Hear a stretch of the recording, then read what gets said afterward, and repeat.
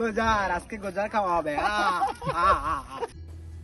গতকাল হুট করে সিদ্ধান্ত নিলাম হাকালুকি হাওর থেকে মাছ কিনবো, তাই ঠিক 2টায় বের হলাম অফিস থেকে, আমি, নাজিম স্যার এবং আলমগীর স্যার।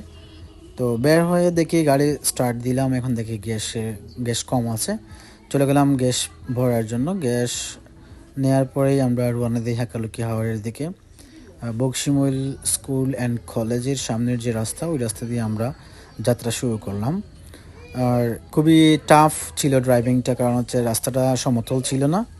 তারপরে যাই হোক, যখন হাকালুকি হাওরে প্রবেশ করি, এত সুন্দর একটি রাস্তা, মানে আমি আজকেই সর্বোচ্চ স্পিডে গাড়ি চালিয়েছি, 100 ক্রস করেছি। রাস্তাটা দেখলেই আপনারা বুঝতে পারছেন আমি যে ড্রাইভিং করছি।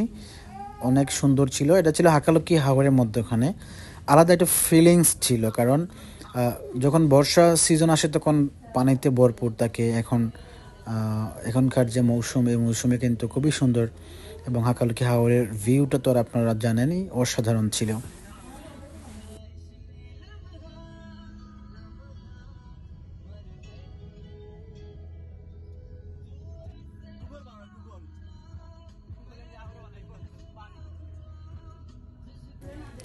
সেই ছোটবেলার দৃশ্যগুলো মনে হচ্ছে, কি সুন্দর গরুর পাল এখানে আছে। আমরা আসলে দেখেই অনেক মুগ্ধ হই। এভাবেই আমাদের যাত্রা শুরু হয়। তারপরে তো আর দেখতেই পারছেন,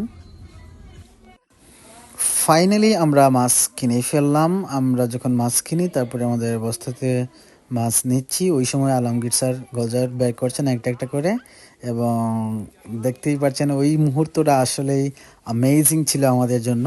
কারণ এভাবে হাকালুকি হাওরের তরতাজা মাছ পাওয়াটা আসলে অনেক সৌভাগ্যের।